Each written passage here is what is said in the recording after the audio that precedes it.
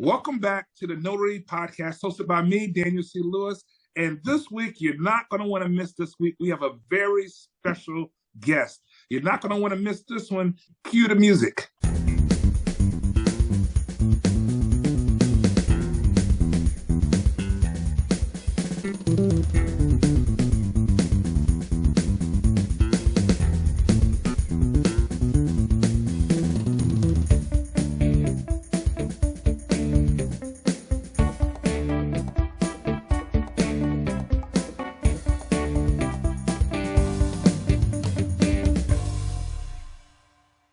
Welcome back to the Notary Podcast, hosted by me, Daniel C. Lewis. And if you like the podcast, make sure you like, share, and subscribe to the podcast. We love doing this for you each and every week. And like I said in the beginning, we have a very special guest coming to us all the way from California, Sacramento, California, that is, Eileen. Hopefully I'm pronouncing that right. She is the owner of the American River Notary and Apostille Services. How you doing today, Eileen? I'm doing great, Dan. How are you today? Doing good, good. I'm so happy to have you. In fact, you are a person that I wanted to have on this podcast for a long time. You are what I consider like a ninja notary. You are so good at what you do, and I just can't wait to get into it. Let's just go right into it. In fact, what inspired you to become a notary? Well, a friend of mine introduced me to being a notary, and I really didn't even know that could be a business, right? So he shared it with me, and he was doing a lot of loan signings, working directly for title. And he's like, I can help introduce you to people, and you'll be able to go and do signings in title offices, and I'll show you the way. So it was really fun because it was a transition time for me, right? At that time, I had some medical things going on, and I was looking for a different opportunity, and he showed me the way. So that's how I first learned about it. And then once I started doing it, working with people, the fun of it, the diversity, I just wanted more and more and more of it. So that's kind of my very first start in my beginning. Because you do this full time, correct? I do. Yes, I do. Can you share a pivotal moment, or can you think back to a pivotal moment that made you realize that, hey, I can do this full time? Well, with the help of my friend as well, because he was doing notary and he was also doing the Apostille work. So that was amazing. And I did a lot of courier work for him in the beginning, going down to the Secretary of State. He was getting the clients and I was doing the courier work. So I didn't really talk to the public for the Apostille work in the beginning. And he would pay me for each one. And then I was, doing the loan signings in title, and then of course signing up with signing services. So once I started getting into it and just kept growing and growing and growing, it just got more and more interesting to me. And I said, wow, I could really survive on this income. This is all right. It's all right. And I love the flexibility of the scheduling, especially back then. I'm a grandma and I have 5 grandbabies. So I was able to be there for my children and my grandchildren, help take care of them when they're infants in that early stage, when the mom and the dad is like, I don't want to send them to daycare. And then also, be able to manage my schedule and do my signings and, help out. So that was pretty fun. Very good. I'm a grandpa too, and that means so much to me too. Oh, it's my best. They're just the best. If I could have skipped parenting and just became a grandparent, 2 thumbs up. Yes. We get to love them, spoil them, and send them home. Yes. I love my grandkids during Halloween. I could fill them up with candy and then send them back. Yes, it's the best. And Christmas, get those really noisy toys. Yes, drum sets. The popper, the one that goes across the living room floor, the 2-year-old. Oh, yeah. How about 2? Yeah. Oh, man. Yeah, get the kids back. Yes. So let me ask you, how did you build your client base in the early days? In the early days, I would say it was word of mouth, right? And the referral, because I was working as a courier, so I had kind of the client base of those coming in. So it was adoption agencies, corporate accounts. We did a lot of corporate filings at the Secretary of State as well. So it wasn't just the apostille work I was learning. Yeah. We also did the corporate filings. So again, just the residual and the orders just kept coming in. So that part of it was easy, you know, to be able to grow that part of the business. Then, you know, we did loan signings, right? So you'd signing companies, the boom, the interest rates were down to like almost like 1%. LOL. I know it was like 2%. I saw it, the lowest it was. Yeah. So, I mean, you didn't really have to seek out work, right? Yeah. Business was just coming and coming and coming. Then we got COVID. Then the interest rates started to climb, right? And that's when everyone in the industry was all trying to figure out, how do we diversify? How do we make this work?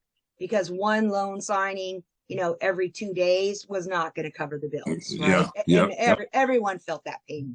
And of course, some weeks were better than others, but I mean, let's be real. We all saw it go halting. And then that's when I really started adding more services, started learning about SEO, started networking with other notaries, and the value of that is amazing because they're also giving, there's so much information out there.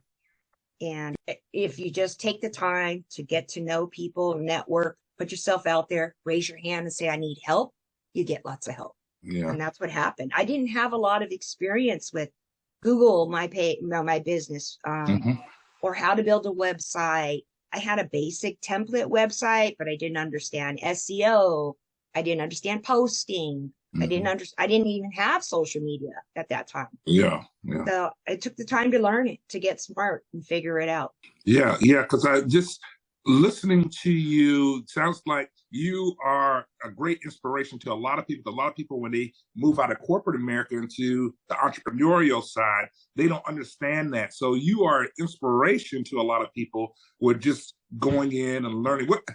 How did you go about that? What was the strategies you used for marketing during like COVID times? Yeah. And so I come from a really strong corporate America background, right?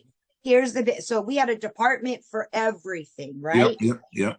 So here's the difference. That was their money. All of a sudden it was my money. Yes. So I understand, again, very strong operational background. But now I had to work with my budget. I had to, and so I started off really small, in the beginning with my advertising costs, and really just said, I've got to get known in my city as the go-to notary, right? I couldn't service everybody. I had to take it in steps and just take it, step by step by step. So I did the Chamber of Commerce. I joined the Bar Association. All these little things. And I had to pay membership fees, right? But you have to show up. And that's what I was doing. Go to the luncheons, go to the networking groups, put yourself out there. And they're like, oh, you're a mobile notary. And still to this day, it's amazing. People in our industry think everyone knows what a mobile notary is. They don't. There's so many people I still meet today that said, I didn't even know this was a thing. I thought I had to, or I could just go to my bank, right? How many times have we heard that? Yeah. You said so many great things there, created a light bulb moment for me, because a lot of people, as I have meetups a lot, and I talk to people trying to make that transition from the W-2 job to the notary entrepreneur job. And you said something that's so critical. When you're in your W-2 job, you get training, but the company is paying for that training. And then when you transition to that notary job, that notary entrepreneur, it's your budget. People just don't understand that. They have to now, all that training they had at the job, now they are responsible for themselves to have that training and budget that out. And invest in yourself. Yes. So whatever your weaknesses are, you've got to go find that training. Yes. And sometimes it's outside of the notary industry. When you're talking about SEO and you're talking about Google ads and websites, I don't mean this in a bad way.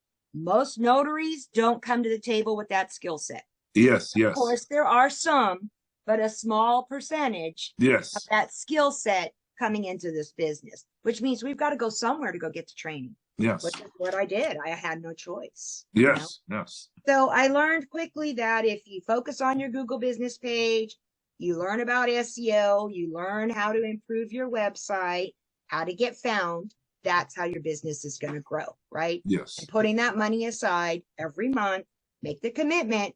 Some months aren't great, Yep. But then other months you're like, wow, if every month could just be like this. Yes. Right. So, that's just, what you have to do. And I did have a thought, but I lost it, but it'll come back to me. And to me, it was a very important thought. So it'll come back to me. Go ahead. Well, I do have a question about, because you mentioned that you deal with large institutions and individuals. How do you balance that as far as for your clients? You mean just managing my calendar?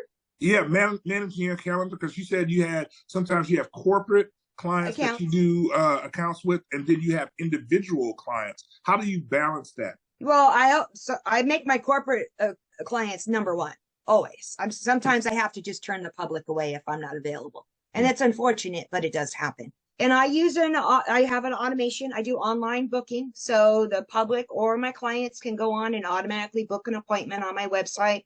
So they'll sometimes look at it and they'll say, hey, Eileen, I see you're available Wednesday at 10 a.m. Just double checking that works for you. And then I just time block it out. What led you to do Apostille services? And how did you gain your expertise in that area? Yeah, that takes time. It takes practice, and you have to ask questions. You can't be afraid. If you don't know, you've got to pick up the phone. The Secretary of State is helpful, and it's really important to have a community in the notary industry. You don't have to be a notary to do apostille work, as you know, but if you are a notary, it just brings you up to a next level. And so for us, it makes us just stronger, and to know which documents are going to get approved and stay away from rejections. Yes. But it takes time. And so if anyone's wanting to start and they're just scared, and they have that feeling of, Judy Lawrence always says, the jitters, like they're just terrified to just start, practice. It's really not that hard. You can take your own birth certificates, your children's birth certificates, send them in to your own Secretary of State. Pretend you're traveling to Spain. Pretend you're traveling to Portugal. It doesn't void your birth certificates to travel, And then you just test run, right? And you figure it out, and you see the process for your state. I consider myself an expert for California. I've seen and done almost every type of document there is, and have received and seen almost every type of rejection. The other thing too, we do a lot of power of attorneys. Those are the most common things. Vital records and power of attorneys, I would say, in just the general public, not corporate America, just general public. You can notarize any piece of paper and send it in for an apostille in your state and figure it out. And figure out the process. When I say figure it out. Yeah. Then you can feel more secure and confident to be able to talk to your clients about it. And for me, the biggest thing is listening to your client. When they call, they don't know what they're talking about. They've oftentimes have never gone through this process. They don't know how to say the word. There's so many different pronunciations of that word. And I just listen, right? But they want to immediately say, how much does it cost? They just want to skip everything. Yeah. And then you just have to say, okay, hold on. Well, I got to get a few questions answered before I can give you a price quote. That's it. You just say, back up, wait for a few seconds. I'll ask you a couple questions, and then we'll get to that price check. So good. Because I hear so many notaries, when they deal with that, and the person says, just how much does it cost? It's good to ask those questions, to go down the list, because you can just quote a price, and then they come back and say, well, I need this extra stuff done. Then you say, wait a minute, you feel like you've been taken advantage of or whatever. So good. So good. Do you have any lesser known services as a notary or apostille service that people that you offer that people might be interested in? I do the courier work, right? So I do. And again, that's with networking and working with notaries, right?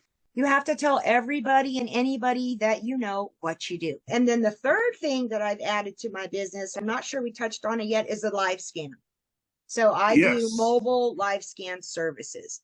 I'm 100% mobile. No one comes to my home, and I don't have a brick and mortar place that we can meet.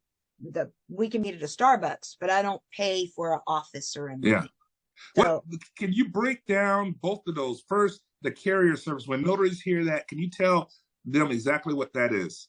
yeah. So for the courier services, if you're doing apostille work in a different state than California, or you're in California, because in California, we only have two places you can go, Sacramento or Southern California. And, Wow. The state of California is a very long Huge. state. Yeah. Right. So to travel from one end to the other end, so if the Secretary of State is not close to you, but you want to offer those services to your client, I'll partner up with you. You send them to me, you FedEx them to me, I take them down, hand walk them into the Secretary of State, and I ship them back to you or to your client, whatever is faster, easier, better for you. And sometimes we ship overseas too. If your client is in another country, we just send the documents there. So I become an extension to the notaries that need an apostille for California. And, it just works out great. Same thing. And it's residual because I have documents coming in where I have other states that I have to work with too. Yeah. So that's another great piece. I call that the icing on my cake. I'm already going to the Secretary of State. So if you have some documents that you need processed, hey, yeah, send them on in, Dan. I'll take them down with mine. And it's just extra money for me. And we are blessed and lucky in California, same day service. So I walk in, maximum amount of time I would have to wait is 3 hours. That's extreme. It's usually about a 1 hour late. Wow. Do they set up appointments there in California? Nope. No. In Indiana, we only have one place in Indiana. We can set up an appointment for that, but that's good. So we can walk straight in and get it same day service. And people love that too, right? Because you're going to offer expedited services to your clients. Yes. You could turn those documents around so quick. And sometimes they're in a rush. They're in a hurry. Yeah. Yeah. Now, can you explain live scan to people? Yeah. So the live scan is the state of California. We're very strict. We're strict on notary laws. We're strict on no apostille laws.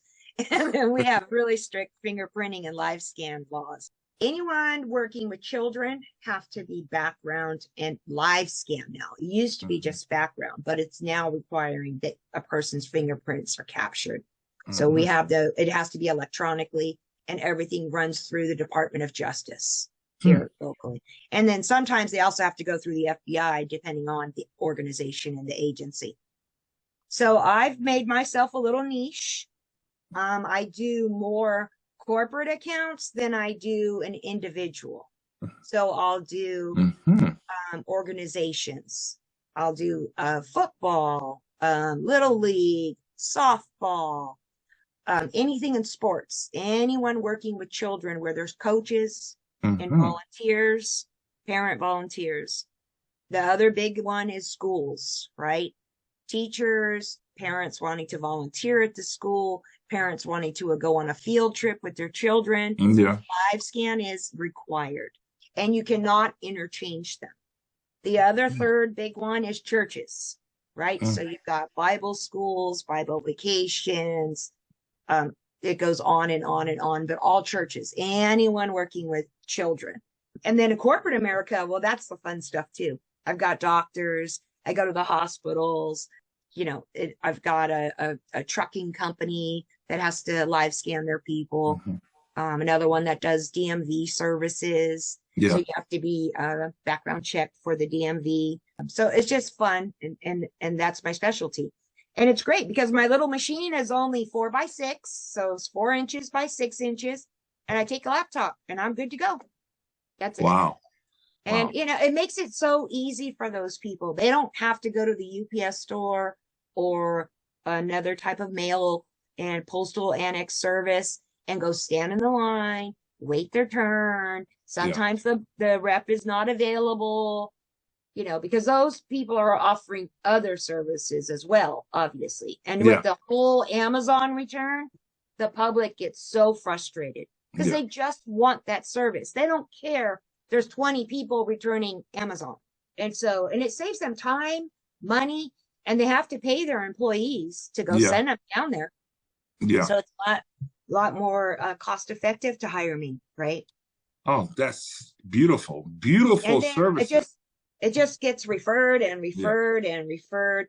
And the thing with a lot of these doctors, even if they're providing services online, if it's in another state, they still have to be live scanned. Yeah. So if they're in California and they're serving patients in Indiana, they would have to get live scanned for Indiana or Florida or whatever. Oh, insurance agents. Yeah. That's another one. Those brokers that are servicing other states or are licensed in other states, they need it multiple times. Yeah. And another big one is anyone going into homes, construction contract type for home services, windows, doors, plumbers, et cetera, et cetera, et cetera. So it's great. There's so many opportunities. And don't forget, notaries have to be live scanned too. Yes. That is so great. That's awesome. Yeah. What would you say are some of the most challenging aspects of running your notary business? I would say now staying consistent, right, with my marketing efforts, making sure I'm doing the time block. It's really easy to say for me, I don't want to do Google posting today, or my calendar gets busy, which is good. My calendar is busy. I'm making money. So for me, the smile of making money, you kind of want to push your normal tasks aside. That in order to be successful with SEO specifically, you've got to be consistent. You have to just consistency. So I start my week and do my best to kind of time block. Okay, on these days, I'm going to do this and this and this. But of course, if a client requests an appointment, I move it. And that's probably not a good thing, but when you're self-employed, you're an entrepreneur, the bills still keep coming in, right?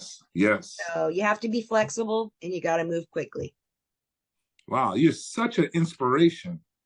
Can you share a memorable experience that taught you a valuable lesson in this career? There's quite a few. The ones that touch me the most is the hospital appointments and helping the elderly. And seeing that peace and relief when they actually have someone come to their home and help them because they're not able to go out anymore.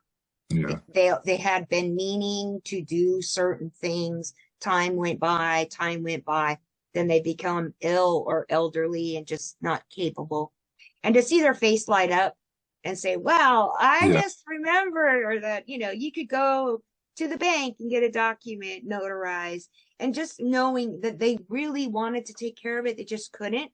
And then having my services available. They're just kind of my favorite. There's just something special about it. And it just helps me remember to be compassionate, just have a lot of heart, be kind. And it feels good to be able to have that service to help them. It's just so rewarding. It's just a heartwarming feeling. I definitely get that. And I would say too, you have to have, when you're dealing with some of the other areas of our business, you have to have thick skin. You can't take some of this stuff personally. You have to be able to separate it and understand business is business. Like when working with signing companies and there's a mistake or documents are late or something gets lost, you got to always remain professional, have good communication skills, follow up and follow through. Just don't take it personal. You might want to say you're being a real jerk, but that's just not the right way to handle it. Even though you might have those thoughts or those feelings, just remember it's a business. Be kind and treat others the way you want to be treated. That's just how my saying goes. How do you see the notary role evolving in the next 5 to 10 years? Oh, I don't see it going anywhere. And AI surely won't replace us. Yes. Right, right. Because you still have to come before the Yeah. notary, Yeah. one way or the other. So in person, on Zoom, or whatever. But I mean, mobile notary itself, yeah, it has been around for a while, but I don't think the world really knew about it. So I'd say, really, in my opinion, COVID Yeah. really brought light to it, right? And Yes. then now we've got remote online notarization and REN and mobile notary and so many different types of services now available. It's just a convenience for people. And everyone wants things right now, fast, Yes. fast. Yes. So Well, I think it's a great business for anyone looking to get into it. I really do. Do I think it's market saturated? No. no. There's so much business out there. Mm-hmm. It is unbelievable. Oh, I know. Earlier I told you I had forgotten something and I couldn't Yes. remember what it was. We were talking about marketing, advertising, getting yourself known and out Mm-hmm. there. I live in a very rural part of California. Mm-hmm. My little town that I live in is actually Applegate, California. Okay. My population in my town is 900. So under 1,000 is the population in my city. Wow. So somebody like me who lives in a small little town, we have stop signs. We have like 2 stop lights in our whole city. Okay. If I can make it, anyone can make it. Wow. And if you're in a big city, you really can make it. So no, the market is not oversaturated. And people say, oh, well, you live in a small little town. Remember how many people I said live in my town? Yeah. So I have 900 people in my little town. Wow. So I have a radius that I drive of about 30 miles. That's kind of I go sometimes to 40 miles. And, round trip, that would be 80 miles. That's kind of my general kind of area. So that gives me a lot of opportunities, but I do drive to my appointments, right? I advertise, I market, I'm working on that SEO. I'm letting people know that I have mobile notary, mobile live scan, and same day apostille services if you do that. So it's out there. You got to just dig for it. You got to be hungry and go get it. Wow, such inspirational thing, because a lot of people are in the same boat. I live in a small town. I can't, it's oversaturated or whatever. And just a lot of excuses.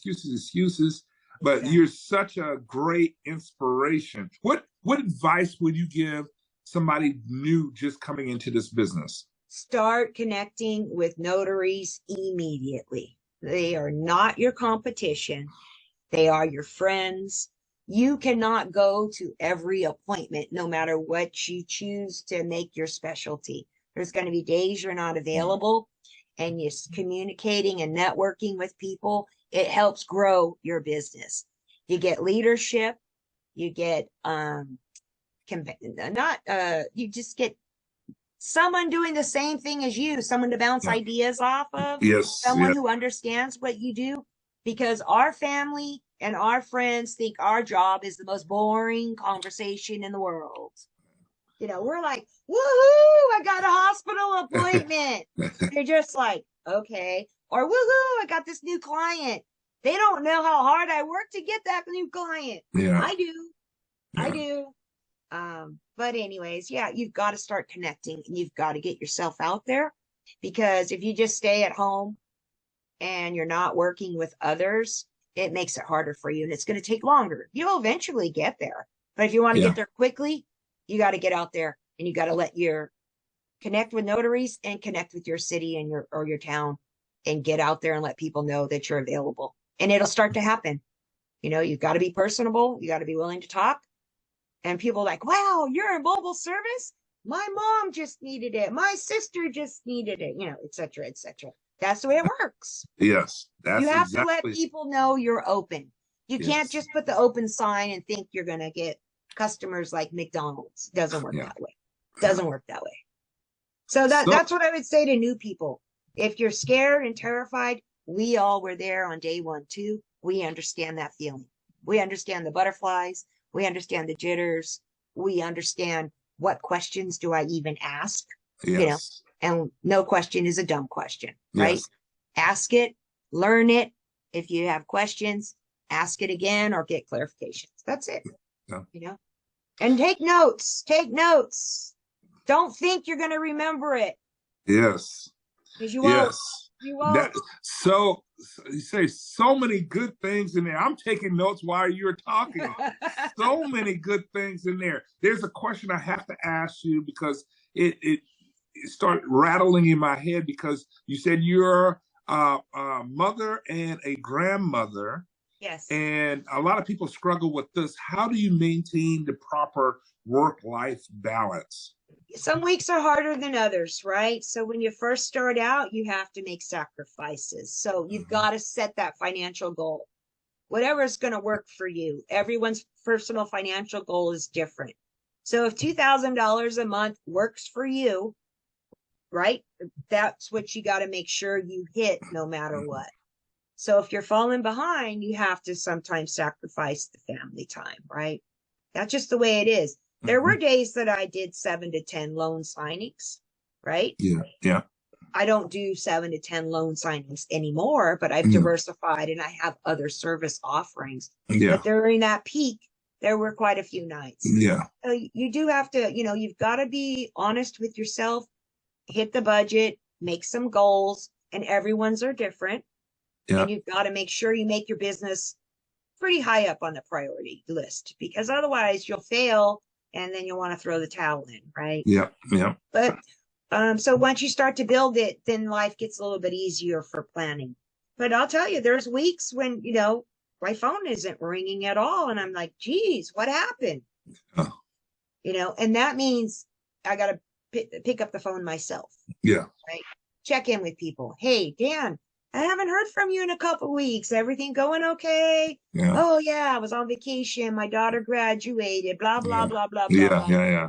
But I do need you. And you're like, oh, I'm so glad I called. But it's scary, right? Yeah. It's scary. You're like, what do I say? I don't want to be a pest. I don't want to bother them. We all have those get in our own head. Yeah. And we have to get out of our own head because people are people. Yeah. Remember, they liked you. They already worked with you. They already hired you. And you offer, a lot of value and bring what services they need. So yes. So that's what, you just have to figure it out. But for me, just do your best but try your best to at least take one day off a week. And that's something that'll give you your family time and grandchildren time if you need. Yes. Any final thoughts that you want to share with our viewers? Well, I don't know. I think I gave you kind of a lot. You gave me a lot. Again, to anyone looking to do it seriously, the market is not oversaturated. There's plenty of business out there. And I think the rates are going to start to come down, which means more loan signings are going to be coming in. So that's also helpful for anyone who's new and looking to get started. And I tell you, sign up with every single signing service that you can. It doesn't matter, because those ones that are nationwide, they mean they're nationwide, but that doesn't mean they're going to have orders in your area every day. Yeah. But you have to, and my favorite piece of advice that I'll close with, you've got to be ready to say yes when your phone rings every single day. So if you want to start this business, you need to get up, take your shower, do your house chores, whatever your morning routine is, go work out, whatever it is, be ready to go for when that phone rings. You're not thinking, oh, well, maybe I could be there in 3 hours. No, you need to be there in 30 minutes to an hour. Yeah. When they need a notary, they need a notary now. Yeah. Sometimes I get that 8 a.m. call, and sometimes the phone doesn't ring the whole day, but I do my best to always be ready to say yes. If not, they go to the next notary. They really don't wait. It's just the truth.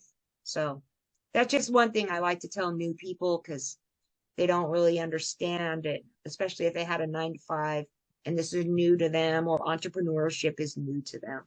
Be ready. Yes. Be ready every single day to say yes. And the more you do it, the stronger you'll get. Yes, absolutely. So that's just kind of my thing. And what do you think about that? Do you kind of agree that you've got to be ready to go?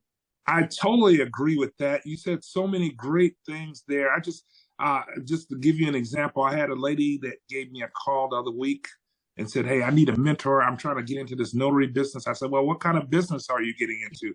What do you want to be, a signing agent? Do you want to be a remote online notary? Do you want to be general notary? I don't know. I have no idea. I just heard that it was very lucrative. I want to get into it." And I said, "Okay, look, why don't we just meet? I have an office, so why don't we come up to my office?" And she was like an hour away. And she said, "Well, no, I'm not driving to your office. I want you to come down to me." And I said, "Well, do you want to do remote?" She said, "No, I want to do general notary work." And I explained to her, general notary work, that means you have to go to people's offices, houses, side of the road, coffee shops and stuff. She said, "Yeah, I know I got to do that, but I don't want to do that. I want you to mentor me by coming to me, an hour to me, sit with me for an hour, and then of course I have to drive back. So that's 3 hours of my time." And I was thinking, your mindset isn't in the right place, because you have to initially drive, and in our state, drive sometimes a little further out than 40 miles. Yes. But if you're not willing to do that just to get free mentoring services, you're not going to make it in this business. You're not. You have to be willing. You've got to be hungry. Willing to get out there and hungry. Yes. Like you said, hungry. Especially when it's free. Yes, exactly. And I can tell you, for my live scan startup, when I added that service to my business, I was so lucky to have connections in the notary industry.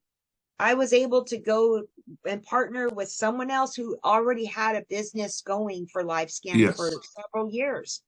And they called me, and we did, and they invited me to do groups and give me hands-on training. I drove 3 hours. Yes. And but I got hands-on experience with a group, and he paid me as a brand new person, and just, you have to be willing to do it. So was it a little bit far? Yeah. But who else is going to give me free training? Fantastic. One of my very favorite guests on the podcast. Hopefully we can have you back again sometime, maybe on a panel. Yeah, that would be great. I'd love it. And I know I'm going to see you next month in Vegas at the National Notary Association Conference. So I can't wait to see you there. And with everybody, if you like the podcast, make sure you like, share, subscribe to the podcast. Eileen, with the American River Notary and Apostille Services, thank you again so much for being here. And hopefully next week, we're going to have another guest on the podcast. You're not going to want to miss that one either. See you next week. Great. It was nice to meet everyone. Have a great day.